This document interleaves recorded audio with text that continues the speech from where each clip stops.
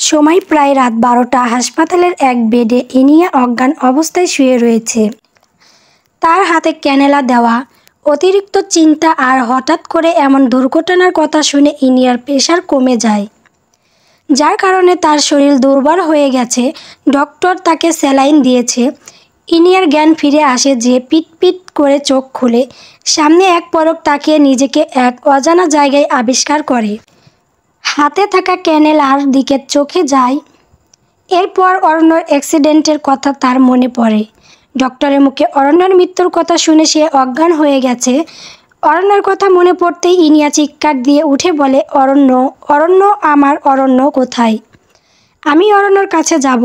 In-ear চিৎকার শুনে বাহিরে থাকা ইভান কেবিনের ভিতরে আসে। মূলত ইভান এত সময় ইনিয়ার কেবিনের বাহিরে তার জ্ঞান ফেরার অপেক্ষা করছিল, কিন্তু সারাদিন অনেক টায়ার্ড থাকার ফলে তার শরীরে একটু বিশ্রামের প্রয়োজন ছিল, যার জন্য সে বাহিরে বসে থাকতে থাকতে ঘুমিয়ে পড়েছিল।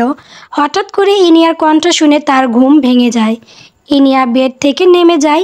তার হাতে থাকা ক্যানেলা জোরে টান দিয়ে খুলে ফেলতে যাবে, তখন ইভান তার কাছে ছুটে আসে। ইভান বলে, কি হয়েছে ইনিয়া? কোনো সমস্যা হচ্ছে তোমার? শরীর কি অতিরিক্ত খারাপ লাগছে? ডক্টরকে ইনফর্ম করব। ইভানের কোনো কথা ইনিয়ার কানে যায় না। তার চোখে শুধু অরণ্যকে খুঁজে যাচ্ছে। ইভান ইনিয়ার কাছে যাওয়ার কারণে সামান্য পিছিয়ে দূরত্ব বাড়ায় ইভানের সাথে। ইনিয়া বলে, অরণ্য কোথায়? আমি অরণ্যকে দেখব। ওর কাছে নিয়ে যান আমাকে ইভান ভাই। ইনিয়ার কণ্ঠে অরণ্যের নাম শুনে ইভান মৃদু হাসে। তার হাসির মধ্যে সকল বিষাদের বেদনা জড়িয়ে রয়েছে। সে তার প্রাণপ্রিয় প্রেয়সীকে হারিয়ে ফেলেছে। সারা জীবনের জন্য সে অন্য কারো হয়ে গেছে। ভালোবাসার যুদ্ধে ইভান আজ পরাজিত সৈনিক। শত দুঃখ তার কষ্ট অন্তরে লুকিয়ে রেখে ইভান শান্ত সুরে জবাব দেয়, তোমার অরণ্য বেঁচে আছে ইনিয়া, যাকে তুমি তোমার সমস্ত দিয়ে ভালোবাসো। সেই ভালোবাসার মানুষ জীবিত রয়েছে। অরণ্যের বেঁচে থাকার কথা শুনে ইনিয়ার হৃদয় জুড়ে প্রশান্তিতে ভরে যায়।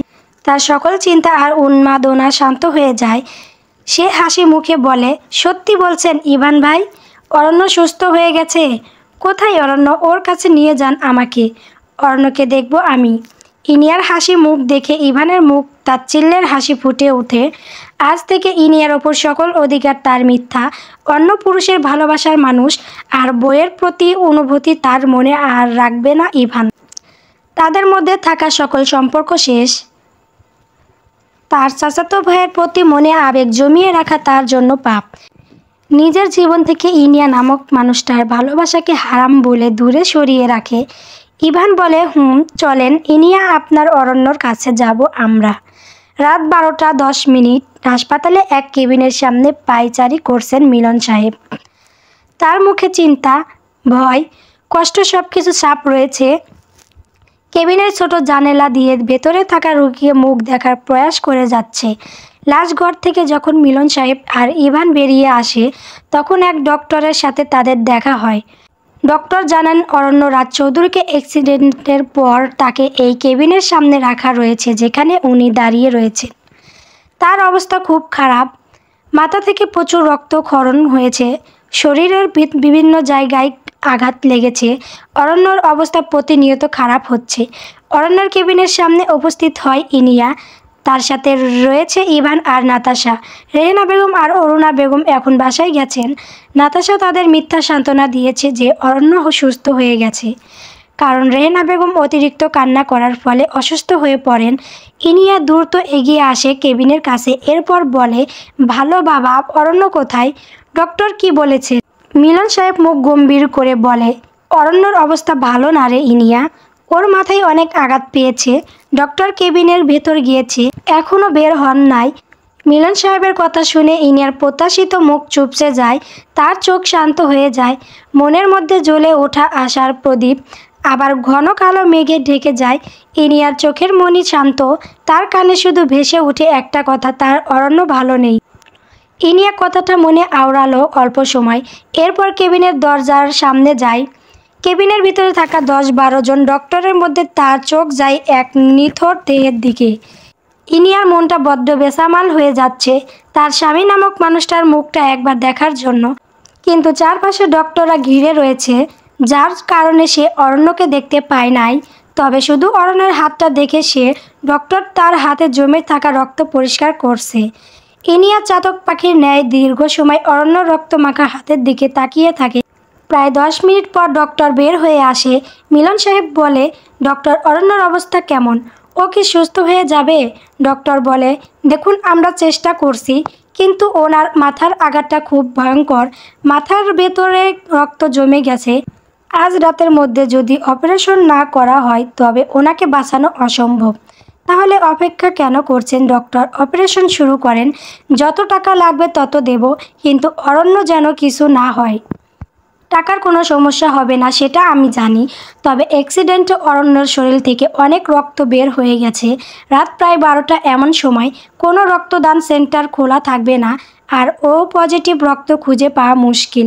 ডক্টরের কথা শুনে ইভান বলে ওঠে, ডক্টর, আমার রক্ত ও পজিটিভ।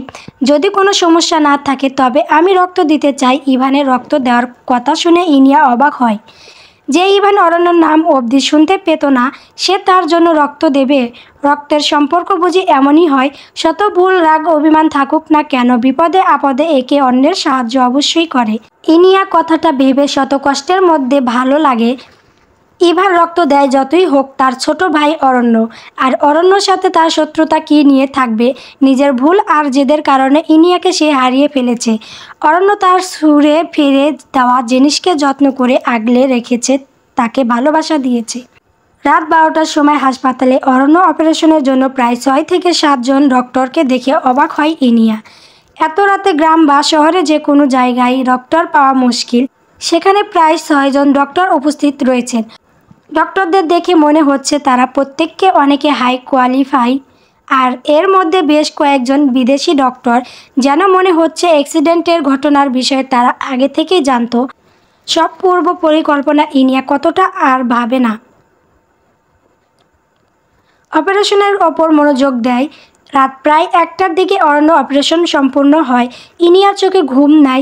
শুধু ইনিয়া না, প্রত্যেককে জেগে রয়েছে। ডক্টর কেবিন থেকে বাহিরে বেরিয়ে আসে। ইনিয়া তার কাছে এগিয়ে গিয়ে জিজ্ঞেস করে, ডক্টর, অরণ্যর কী অবস্থা?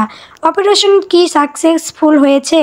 ডক্টর বলে, অপারেশন সাকসেসফুল হয়েছে, কিন্তু মাথায় অতিরিক্ত রক্ত জমাট বাঁধার কারণে অর্ণরাজ চৌধুরী কোমায় চলে গেছেন।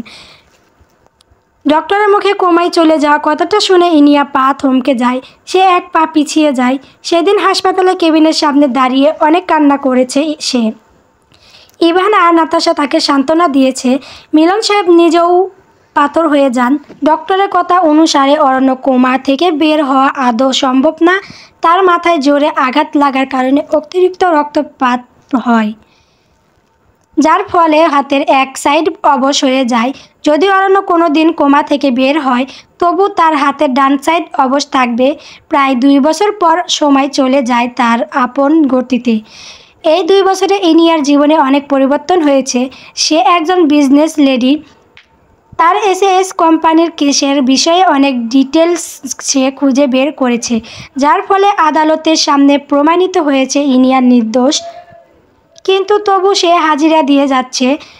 চৌধুরী কোম্পানি ওর এখন যথেষ্ট সুনাম রয়েছে। অরণ্য 2 বছর পর ও কোমা থেকে বের হয় নাই। সকালে ইনিয়া অফিসের জন্য রেডি হচ্ছে। আয়নার সামনে দাঁড়িয়ে তার চেহারা ভালো করে খেয়াল করছে। জীবন তার থেকে কত কিছু কেড়ে নিয়েছে, তার হিসাব মিলিয়ে দেখছে। অন্যদিকে বিছানার ওপর খেলা করছে এক ছোট্ট শিশু। তার ছোট ছোট হাত দিয়ে বিভিন্ন খেলার জিনিস দেখছে। ছোট বাচ্চাটা ইনিয়ার দিকে তাকিয়ে বলে, মাম্মা। ইনিয়া ভাবনায় মাঝে হঠাৎ বাচ্চার কথা শুনে বিছানার কাছে যায়। এরপর তাকে কোলে তুলে নিয়ে বলে, কি হয়েছে আমার আম্মুটার? মাম্মা, চলবে।